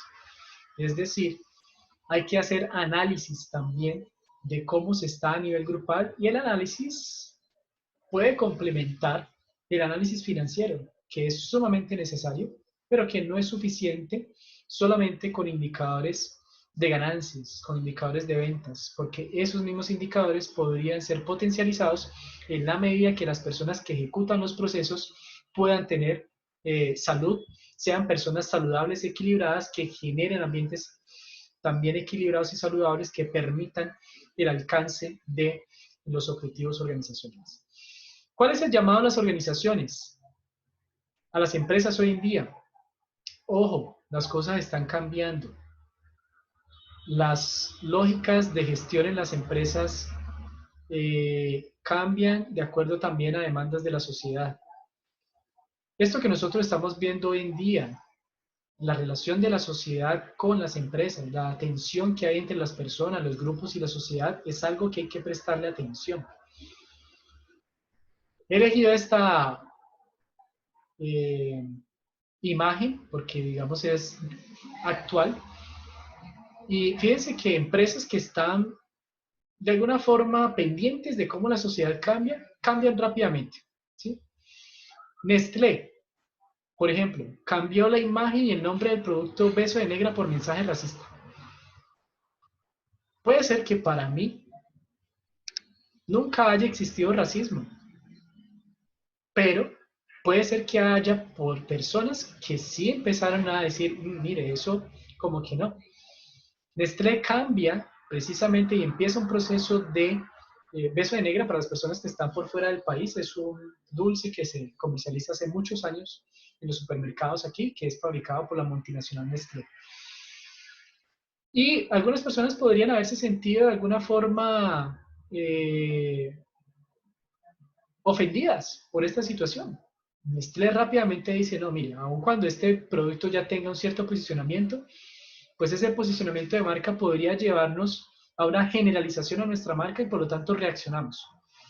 Y aquí abajo también, otra marca muy famosa en Colombia de productos de limpieza, Clorox, retiró a Blanquita, ¿sí? Blanquita, una mujer afro y trabajadora doméstica, ¿sí? Que estaba en su producto de limpieza. Muchos de nosotros nos socializamos en nuestra vida con Blanquita y yo le estoy sincero, yo particularmente nunca sentí racismo en ese tipo de cosas, pero al pasar los años es posible que sí, ya uno se hace más consciente de que, bueno, podría haber un mensaje ahí de desigualdad social. Otra empresa que reaccionó también a todas estas condiciones de Black Lives Matter, Aunt Jemima, ¿sí? Una empresa de syrup para acompañar el desayuno. Resulta que ellos cambian también todo su esquema de marca, ¿sí? Porque de alguna forma esta imagen que vemos aquí corresponde a una persona esclavizada hace décadas, siglos, par de siglos, siglo y medio tal vez. Y si bien muchas personas hace muchos años nunca hubieran colocado atención a esto, pues hoy en día este tipo de cosas hace que las empresas presten atención y digan, ojo, la sociedad se está moviendo en una dirección que tenemos que prestarle atención. Y esa es precisamente algunas de las tareas que se encuentran hoy en día. Algunos de los elementos que se investigan, pero que también se trabajan en las organizaciones. Organizaciones saludables y entornos de trabajo saludables. Empieza a ser la preocupación de muchas empresas. De manera un poco desafortunada, uno podría decir que este tipo de movimientos empiezan en las grandes empresas y cuando las grandes empresas empiezan a decir, mire, sí, esto nos da resultado, es que las otras van atrás. No que necesariamente esto ocurra por inercia y que las empresas digan, no, mire, tenemos que pensarnos esto. No, generalmente vienen por modelos importados, pero aun cuando sean modelos importados, Tenemos que entender que hacia esto se está moviendo la sociedad. Y la sociedad se está moviendo hacia organizaciones saludables, entornos de trabajo saludables, hacia gestión de la diversidad. Y ojo con esto. No, aquí siempre lo hemos hecho así, aquí siempre nos hemos gestionado, esto nos da resultado. Ojo que hay un relevo generacional. Y este relevo generacional, los denominados millennials, que yo me incluyo en esos porque soy nacido desde la época del 85, ¿sí? Hasta el 2000, que es la época de los millennials, y los centennials que son nacidos a principios de este siglo, ya tienen 20 años, van a entrar al mercado de trabajo, se han criado con un discurso de reconocimiento del otro, se han criado con otro tipo de discursos. Y este tipo de generaciones empiezan a entrar al mercado de trabajo y a presionar con las ideas, a exigir. Van a ser los consumidores y están siendo los consumidores actuales y de futuro. Las empresas que están analizando esto, los gestores que están analizando esto, se están dando cuenta que el consumidor está cambiando y que tienen que atender al consumidor. Y que el consumidor está exigiendo ¿qué?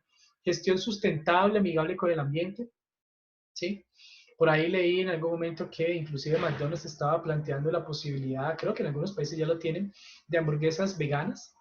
¿Sí? McDonald's, que es, digamos, de alguna forma el icono de uso de carne bovina y eso, pues con todas las implicaciones, pues no, los consumidores ya empiezan a cambiar hábitos, a hacer presiones para cambiar hábitos de alimentación y a mencionar, por ejemplo, el efecto que la cría de vacas a nivel, a gran escala tiene en el mundo, en el efecto invernadero, etcétera, etcétera.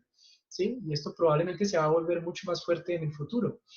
La diversidad en términos de color de piel, de procedencia étnica. En nuestro país tenemos diferentes regiones, extranjeros que están llegando, personas que vienen de situaciones muy fuertes en su vida, eh, clase social, género, ¿sí? Creencias religiosas, este tipo de cosas. ¿Cómo gestionar cuando en una empresa tengo una persona de 45 años, fiel católico, de clase media, con educación superior, con una persona que ha estudiado en universidad pública 23 años, que tiene que conformar su equipo, afrodescendiente, que ha estudiado también en su vida en colegio público y que ha logrado, digamos, cierto ascenso social de clase baja, media o media, a través del esfuerzo. ¿Cómo poder, digamos, lidiar con estas dos historias de estas personas y que tienen que conformar un equipo y que sus historias van a influenciar la forma como llevan a cabo el trabajo? Este tipo de cosas ya se empiezan a ver. La gestión de la diversidad, gestión de género, personas con diversidad de opción sexual, ¿sí? Entonces, ¿cómo lidiar en el ambiente, en un mismo espacio, con personas que pudieran, digamos, tener opiniones contrarias y personas que tienen sus opciones sexuales? Personas con discapacidad o con funcionalidad diversa, que también cambia el término, ¿sí? Ah, no es que un cojo, no es que un ciego, no, es con capacidad diversa. Fíjese que el lenguaje va transformando también la sociedad. La calidad de vida en el trabajo ya no es simplemente alcanzar los objetivos, sino pensarse si hay calidad de vida. En últimas, así como el sueño reparador puede ayudar a ser más productivo, la calidad de vida en el trabajo puede ayudar a la productividad. Si usted no duerme bien, al otro día probablemente no duerme lo suficiente para sus necesidades corporales, ¿no? Hay gente que duerme 3, 4 horas y ya tiene. Hay gente que necesita mucho más tiempo. Si usted duerme bien, tiene reparación en su cuerpo, puede rendir. ¿Ha intentado usted trabajar, digamos, cuando ha dormido solamente 1 hora? ¿Cómo está el otro día? Tal vez haya percibido que no focaliza tanto. ¿Sí? Bien. Salario emocional. ¿Cuáles son las recompensas o los intercambios que la organización promueve para que la persona también tenga otro tipo de reconocimientos, no económicos? Son cosas que se están pensando. La gestión de las emociones en el trabajo. Inclusive la evaluación de las emociones, ¿no? A propósito de lo que trabaja mi colega Sebastián. Cómo analizar las emociones y la configuración de las emociones de las personas que también pudiera generar ambientes saludables. El equilibrio trabajo-familia. Al principio, antes de empezar la grabación, nos decía la colega, no, en esta pandemia, pues yo tengo que estar en mi casa, pero resulta que usted antes Probablemente alguien le ayudaba a hacer el almuerzo o simplemente dejaba hecho el almuerzo y alguien se lo suministraba a los hijos, ¿sí? Y usted comía en su lugar de trabajo, compraba o llevaba ya de su casa. Ahorita el lugar de trabajo es el mismo lugar de moradía, es el mismo lugar donde usted convive con su familia y a veces intentar integrar estos elementos puede ser un poco complejo y algunas empresas ya en el mundo se empiezan a preguntar entonces cómo incide el trabajo en la familia y viceversa, cómo se equilibran las responsabilidades familiares con las responsabilidades del trabajo. En últimas, la salud mental de los trabajadores. Es una condición sumamente importante a continuarse pensando. Cómo gestionar la complejidad del humano en las organizaciones es un camino que, digamos, de aquí de alguna forma quise expresar las tareas que muchas organizaciones han emprendido hoy en día conformando equipos de trabajo, dándole mayor lugar y voz a sus empleados. Esto no quiere decir que tengan voz en todo, porque lógicamente están las relaciones conflictivas que son propicias y propias de toda relación humana, pero también darle voz a los empleados en función de saber qué es lo que las personas consideran, piensan, sienten, porque al final de cuentas son personas las que ejecutan el trabajo. Y muchas grandes empresas han estado, digamos, a la vanguardia de este tipo de cosas y hay reconocimientos en el mundo a empresas que ya han avanzado fuertemente en este tipo de situaciones. Somos una empresa pequeña, no tenemos dinero para invertir en este tipo de cosas. Hay cosas que no se necesitan, digamos, inversiones gigantescas para poder generar reconocimiento al otro. Nuestra empresa hacemos la fiesta de fin de año. Es una buena forma de reconocimiento. Actúe en el lenguaje para que las personas lo sientan como reconocimiento y no como una obligación. Cuando las personas lo sienten como una obligación, nos devolvemos allá, ¿no? El mundo me debe, soy narcisista, entonces la organización me debe hacer eso.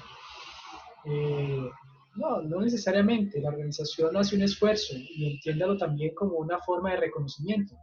Entonces, en ocasiones también las empresas necesitan reconocer que hacen cosas para la salud mental de los trabajadores y que los trabajadores entiendan también que eso hace parte de otros beneficios y mecanismos que las empresas utilizan para poder ayudar en esa condición de generación de salud mental para los trabajadores. Bien, muchas gracias por su atención. Creo que me demoré un poco más, sí, efectivamente, más de lo que yo había planteado, pero la idea con ustedes era compartir esta serie de reflexiones que provienen precisamente del análisis de lo que las organizaciones hacen hoy en día e inclusive de algunas muy buenas prácticas que llevan a cabo. Salud mental, todos necesitamos y es necesario que tengamos cierto grado de equilibrio para que nuestro ambiente también esté equilibrado. Gracias, Sebastián. No sé si quieras abrir para preguntas, dudas, comentarios.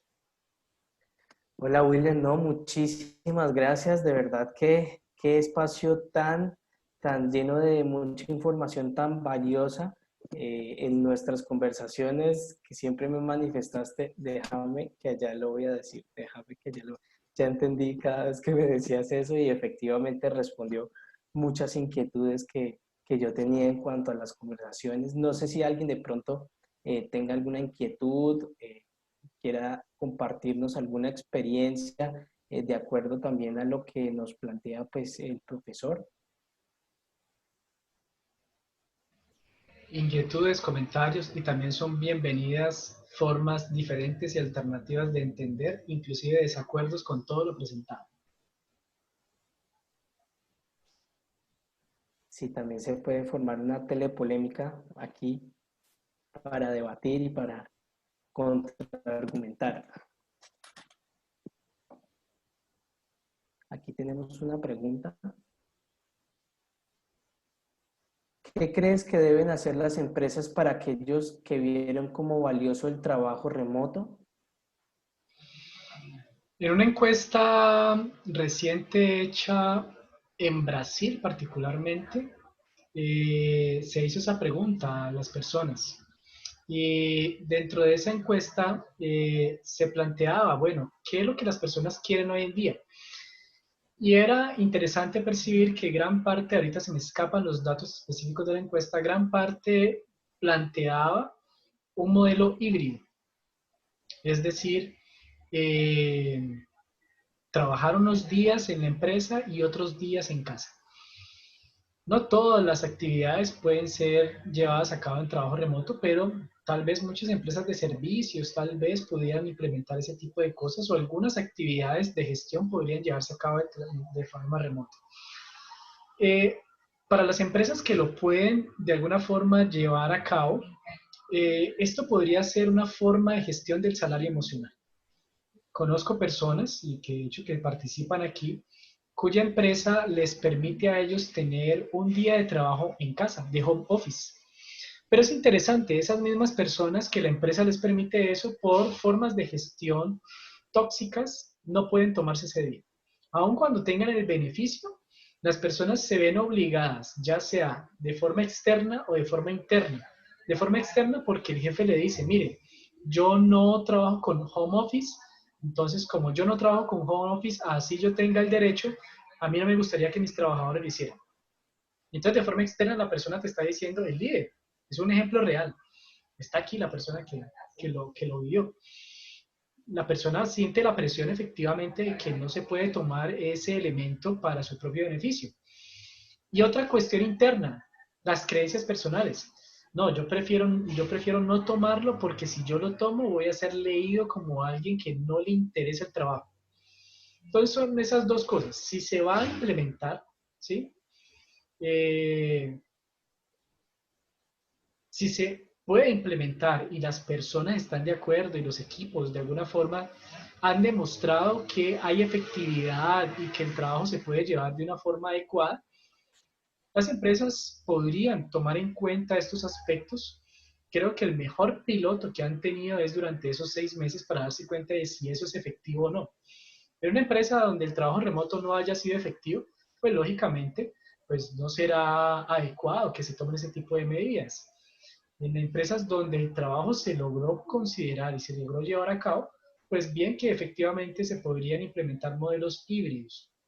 Lo importante de todo esto es hacer un análisis no solo desde un punto de vista, no solo desde el punto de vista de la empresa y no solamente desde el punto de vista del empleado. Tiene que ser hecho un análisis complejo, es decir, eh, la empresa consigue lidiar con las cuestiones de ley que exigen el trabajo remoto, la empresa quiere mudar y cambiar y transformarse en este modelo que podría ser beneficioso, la empresa establece cláusulas en los cuales, en donde los productos entregables empiezan a verse afectados, tendrá la posibilidad de llamar al trabajador para que lo haga de forma presencial. Son ese tipo de cosas que, digamos, hay que analizarlas de forma estratégica, a mi juicio, y que muchas empresas lo han hecho.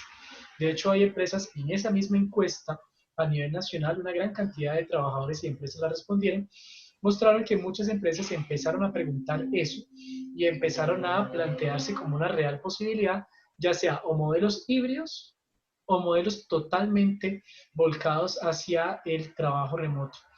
Empresas que cerraron inclusive oficinas porque se dieron cuenta que trabajar de forma remota transfiere al trabajador cierto tipo de responsabilidades y gastos.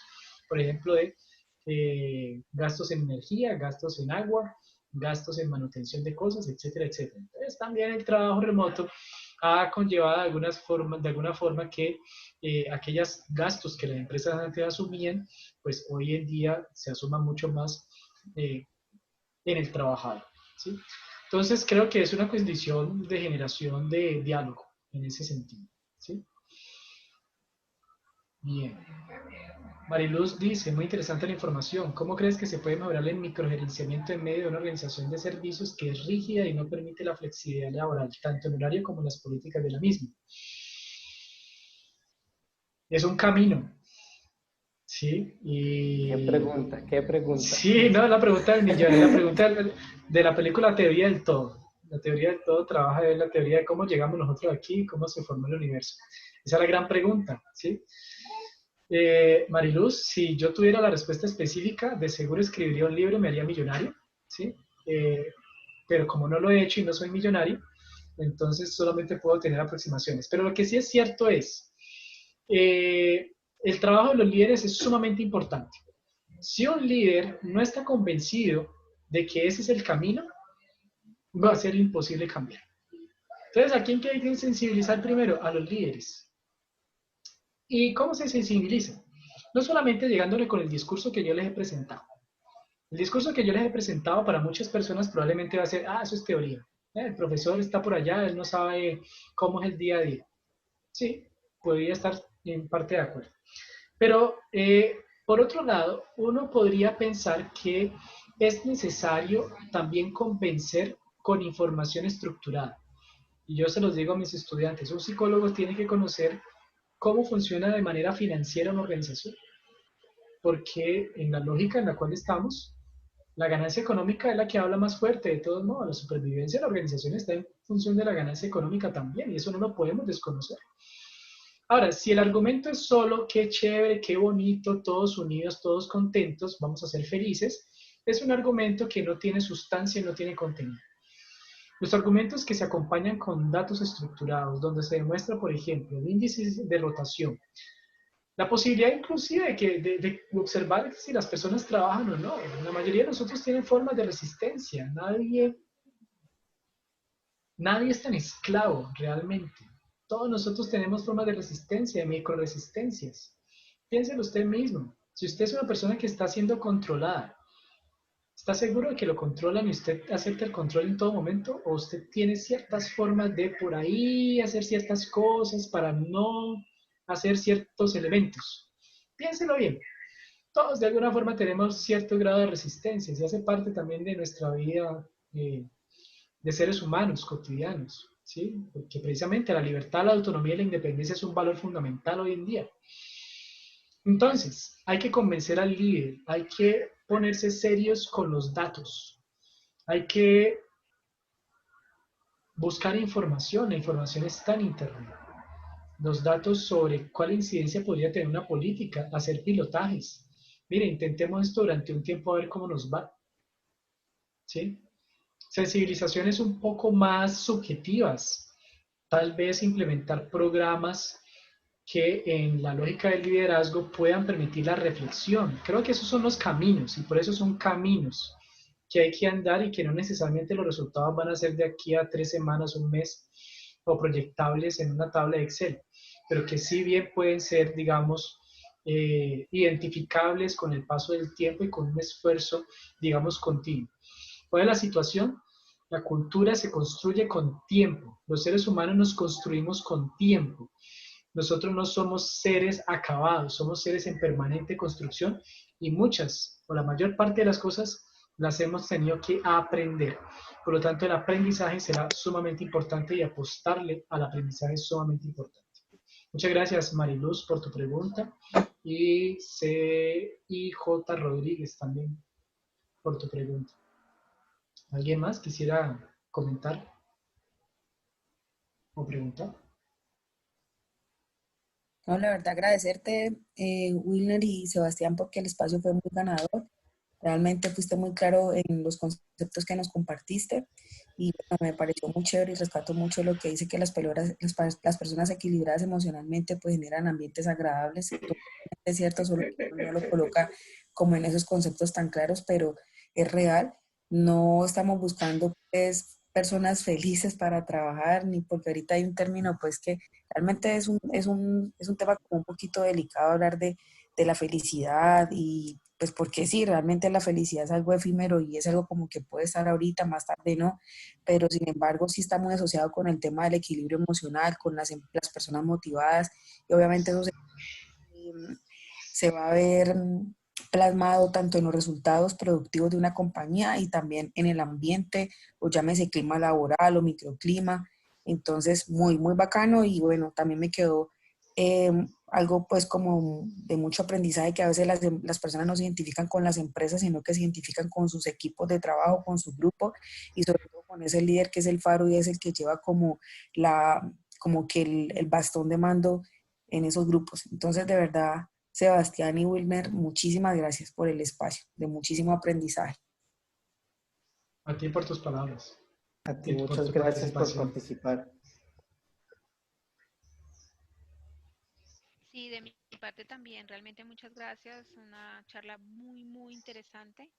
Sí, me gustaría, si fuera posible, que nos compartieran las memorias, porque hay un par de temas que no me quedan claros. Yo no soy psicóloga, Entonces, es un par de temas que no me quedan muy claros, pero me gustaría volver a escuchar la charla y así poder de pronto aclarar y si no, pues remitirme con Sebastián para que me ayude con un par de cosas, pero de verdad que de las charlas en las que yo he estado sobre este tema, de verdad que esta me ha parecido muy interesante, muy práctica, muy sencilla y de verdad muy al alcance de cualquier organización.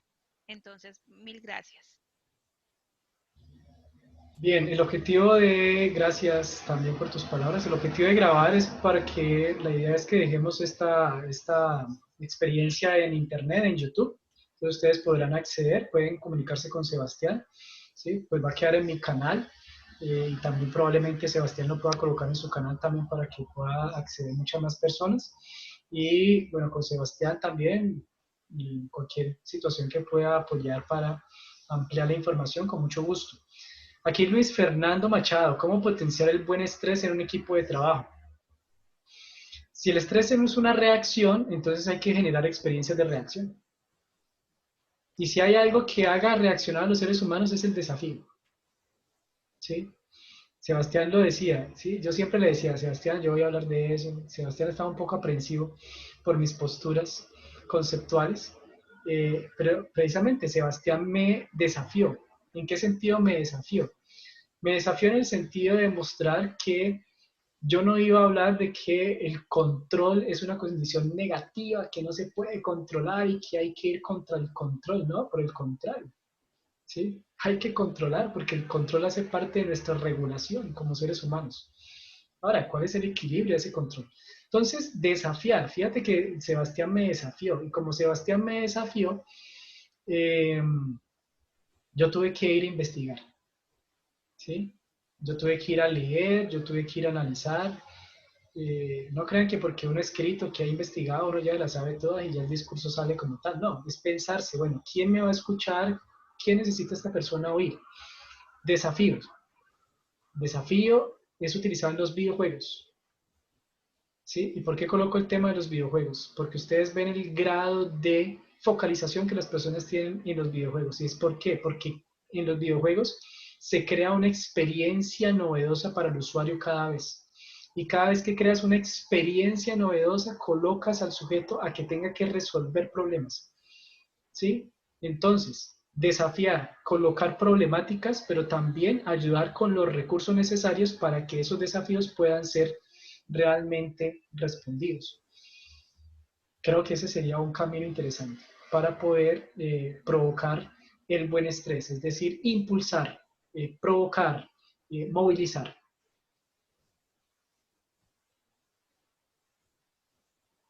Gracias, Luis Fernando, por tu pregunta.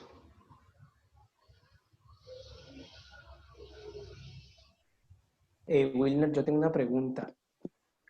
En este momento, eh, que va a iniciar como esta nueva fase híbrida que nos mencionabas, es decir, unos días en la casa, otros días en el trabajo, ¿qué podemos esperar en los procesos de selección cuando debemos elegir una persona que va a estar en esa dinámica híbrida, ¿sí? Recientemente leí también una noticia, IBM ya está, digamos, implementando procesos de selección donde se utiliza la inteligencia artificial, ¿sí? Tenemos ante nosotros un potencial en el uso de las redes de información.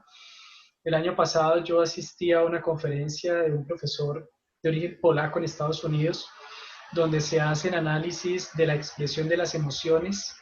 ¿Sí? Ustedes pueden ver, por ejemplo, en un documental en Netflix que se llama Nada es privado, cómo se hacen previsiones de características de personalidad de sujetos para poder tomar decisiones en relación a ellos a partir del Big Data o gran cantidad de datos.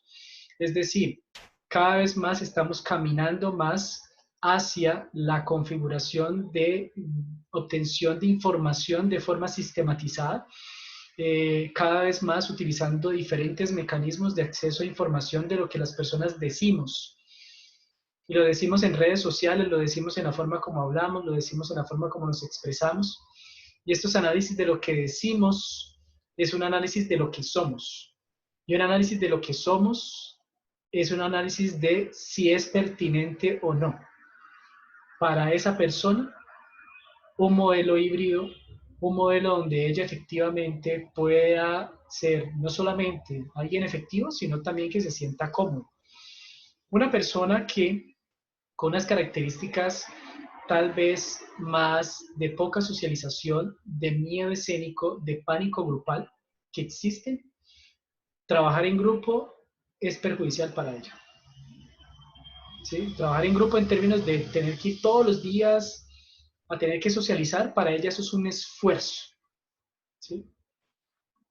Para una persona que necesita el contacto del otro, que se retroalimente de conversar, de dialogar, de colocar ideas, trabajar solitario en casa, para esa persona podría llegar a la depresión. ¿Sí? Entonces, cada vez más estamos percibiendo en las empresas que tienen en cuenta que la situación está cada vez más individualizada. La experiencia del cliente, si ustedes ven, lo que hacen las empresas son experiencias individualizadas, paquetes a la medida. Muy probablemente muchas empresas van a empezar a avanzar también en eso, en paquetes a la medida. Tal vez constituir grupos donde algunos vayan presencialmente y personas de ese mismo grupo estén trabajando en casa. La tecnología cada vez está más presente en nuestra vida. Esta pandemia nos ha demostrado que la tecnología puede ser un muy buen aliado para precisamente pensarnos otras formas diferentes de realizar el trabajo y de alguna forma también incluir cierto grado de satisfacción dependiendo de la lógica de personalidad del sujeto. La tecnología y la evaluación, servicios como los que prestan ustedes, por ejemplo, que están avanzando también muy bien a mi juicio, son elementos que van a ser de utilidad y que están siendo implementados a nivel global y que no es el futuro, es el presente y que muchos ya están en función de eso. Véanse ese tipo de comentarios, nada es privado, véanse lo de Big Data, para allá estamos avanzando, es un camino que no tiene reversa y pues lógicamente quienes lleguen primero pues tendrán mayor opción de poder explotar.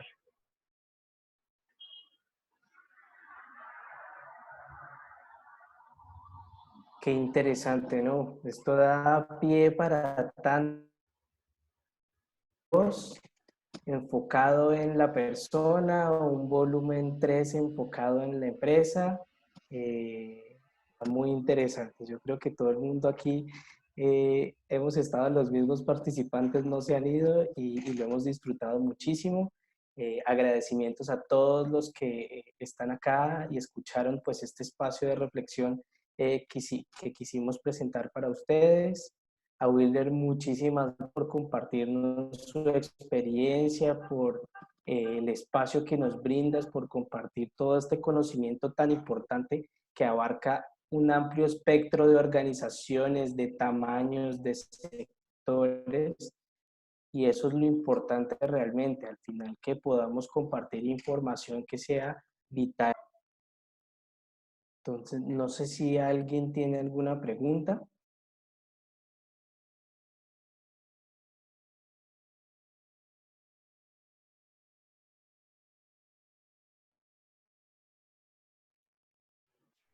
Muy bien, yo creo que podemos ir cerrando. Muchas gracias a todos y también por la invitación de nuevo, Sebastián. Y estamos atentos a cualquier cosa que podamos continuar contribuyendo como reflexión y como acción.